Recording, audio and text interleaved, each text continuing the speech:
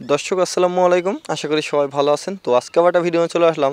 আজকে জানাবো ইন্ডিয়া বাংলাদেশ সীমান্ত বেনাপোল বর্ডারের সর্বশেষ আপডেট, যেটাই সামনে ঈদ। তো ঈদকে কেন্দ্র করে অনেকেই ইন্ডিয়াতে যাচ্ছেন এবং যাদের ইন্ডিয়ান ভিসা আছে সর্বশেষ মেয়াদ আছে যাইতে 10 দিন কিংবা এক সপ্তাহ, সেক্ষেত্রে ইন্ডিয়া প্রবেশ করতে পারবেন কিনা এটা নিয়ে অনেকেই প্রশ্ন করেছেন। তো প্রথমত বলে রাখি, যারা বেনাপোল পেটাপোল সীমান্ত দিয়ে যাতায়াত করেন তাদের ক্ষেত্রে প্রথমত বলে রাখি, সর্বশেষ কিন্তু আপনাদের 10 দিন মেয়াদ থাকলে কিন্তু ইন্ডিয়াতে প্রবেশ করতে পারবেন। তবে আপনাদের একটাই রিকোয়েস্ট, যারা 10 দিন কিংবা 15 দিন মেয়াদ আছে তাদের ক্ষেত্রে অবশ্যই চেষ্টা করবেন আপনারা 2-3 দিন আগে চলে আসে। অর্থাৎ ভিসা আপনার 10 দিন আছে, সেক্ষেত্রে আপনি 7 দিন থেকে 3 দিন আগে চলে আসবেন। তো আপনারা এগুলো অনেকেই জানেন না যে ভাই, যদি আমরা এই ক্ষেত্রে 2-1 দিন বেশি থেকে যাই সেক্ষেত্রে কোনো সমস্যা হবে কিনা। অবশ্যই সমস্যা হবে।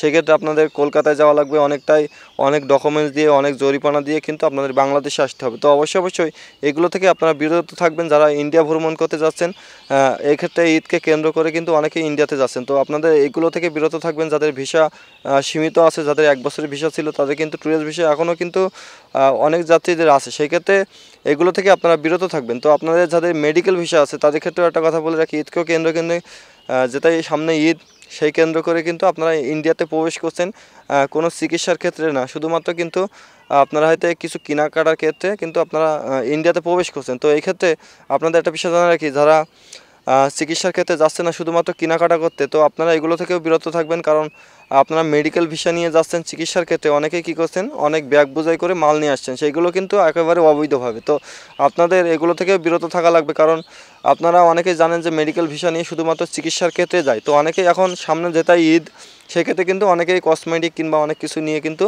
বাংলাদেশে আসছেন। সেই ক্ষেত্রে কিন্তু আমাদের বাংলাদেশে যে বিজিবি আছে তারা কিন্তু অনেকটাই সমস্যা করছে। তো এইগুলো থেকে আপনারা বিরত থাকার চেষ্টা করবেন, না হলে কিন্তু পরবর্তীতে আপনারা অনেক সমস্যার সম্মুখীন হতে পারেন। যেটাই যে পাসপোর্টের ভিসা আছে সেখানে কিন্তু লাল সিল পড়ে গেলে আপনারা আর ইন্ডিয়াতে প্রবেশ করতে পারবেন। তো এগুলো থেকে আপনাদের বিরত থাকার জন্য কিন্তু আমি মূলত আজকে ভিডিওটা থেকে যদি আপনাদের একটু আধ উপকার হয়ে থাকে, তো অবশ্যই এটা ভিডিওতে লাইক দিবেন, কারণ আপনাদের জন্য কিন্তু কষ্ট করে ভিডিওটা বানায়। তো প্রথমত বলে রাখি, যদি আপনাদের বেনাপোল সীমান্ত এবং পেট্রাপোল সীমান্তর মানি এক্সচেঞ্জ রেট নিয়ে কিন্তু অনেকে প্রতারিত হচ্ছেন। তো প্রথমত এই বিষয় নিয়ে কিন্তু আগেও আমি একটা ভিডিওতে কথা বলেছি যে ভাই, আপনারা চেষ্টা করবেন যে লাইসেন্সধারী যে দোকানগুলো আছে সেগুলো থেকে ভাঙানোর, কিংবা কোনো দালালের ফাঁদে পা দিবেন না। অবশ্যই এগুলো থেকে বিরত থাকবেন। কারণ ইন্ডিয়ান সাইডে যে দালালগুলো আছে সেগুলো কিন্তু আপনাদের ডেকে নিয়ে যাবে যে এখন 70 রুপি রেট চলছে, আপনাদের 75 রুপি কিংবা 71 রুপি কিংবা 72 রুপি দেবো। সেক্ষেত্রে কিন্তু অনেকে ডেকে নিয়ে যায়। নিয়ে যাওয়ার পরে কিন্তু আপনারা আসলে অনেকে কী করেন যে হিসিব বোঝে না, আসলে ওরা একটা হিসিব ধরায় দেয় আপনাদের হাতে, সেগুলো নিয়ে কিন্তু চলে আসেন। পরে এসে বাড়ি এসে যে